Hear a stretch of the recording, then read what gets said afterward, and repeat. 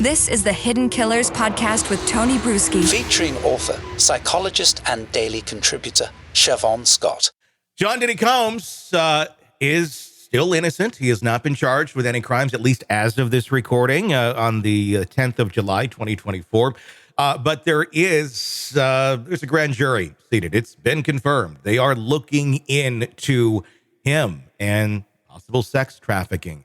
Other things as well. They're looking into sexual abuse and other related crimes. There's been, of course, many civil lawsuits, another one just being filed the other day. And by the time anyone sees this, there's probably going to be more. At the end of the day, it's going to be a lot of things that come together on this. There'll be hard evidence, but there's also going to be image and portrayal of yourself to the public does make a difference. Joining me to discuss, Shavaun Scott, psychotherapist and author. If Diddy does go to trial at some point in time, if he is brought up on these charges, there's a lot that's going to be looked back upon. Obviously, he's someone who likes to flaunt his wealth, someone who likes to be out there in a very narcissistic look at me type capacity. He's denied several charges, and then, well, a video came out, and it turns out everything that was said of his accusations against him from Cassie turned out to be pretty much exactly true. In the last couple of weeks, besides the new charges or the new court cases and civil cases that have been brought up against him, he's deleted all of his social media accounts. But there's a little bit we'll talk about in a second. But he's gone through, deleted every single thing out there, including the apology video that he made not long ago to Cassie. Let's start with that. The fact that he decided to do all of this kind of way after the fact. What's your reaction when you learned about that?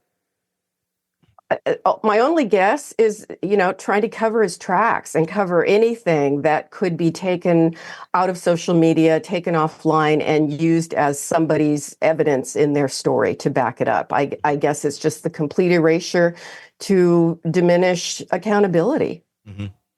He, after deleting everything on Instagram, posted a story, one of those that goes out there for about 24 hours and then it's gone. And in that video, it was him walking on to his private jet. It says Combs Air on a big carpet right before he steps onto the plane. And then he's seen going, there's no place like home.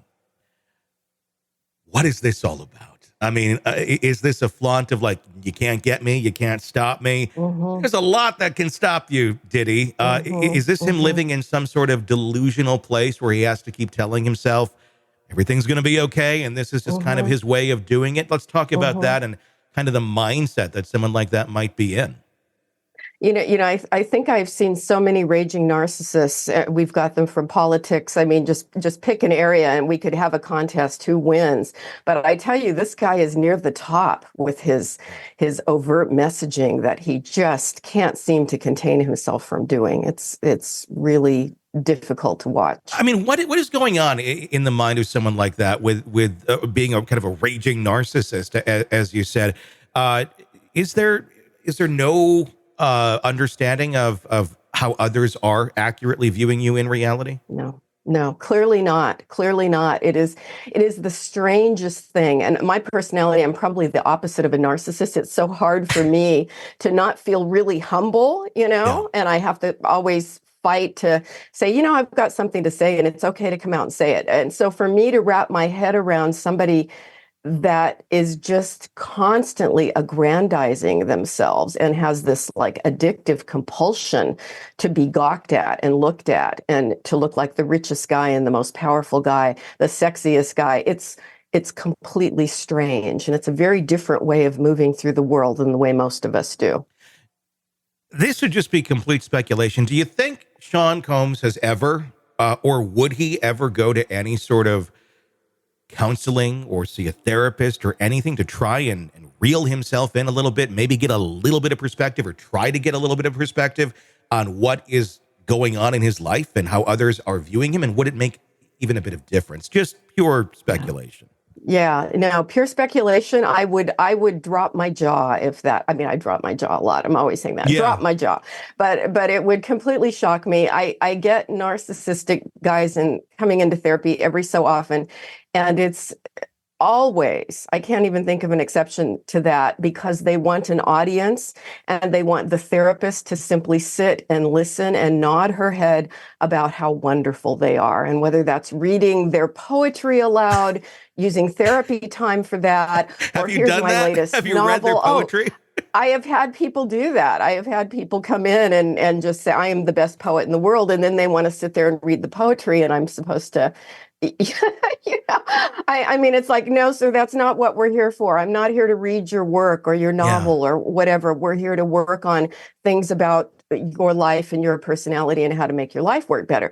That's not why they go to therapy, and they leave really quickly when you turn that light on them.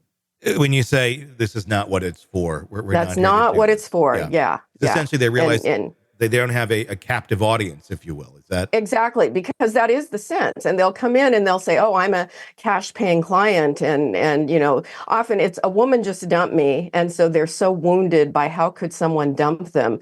They want to come and pay another woman, as strange as that sounds, to tell them how great they are. And that's sort of the dynamic. Well, I'm paying you for an hour of your time. And I'm sort of like, no, that's another kind of work. And that's not, that's not what we're doing here. But they do have that sense of, you are my audience now, and I want you to adore me and hear how special I am. And that's not what we do. But that seems to be the only way they come into therapy, never for personal growth. Want to listen ad-free? Want advanced access to all of our interviews before anyone else? Become a True Crime Today Premium Plus subscriber on Apple Podcasts. You get every episode commercial-free, so you can binge on true crime until you can binge no more. Search True Crime Today Premium Plus on Apple Podcasts now, or go to our podcast page and sign up now. More of the Hidden Killers podcast next.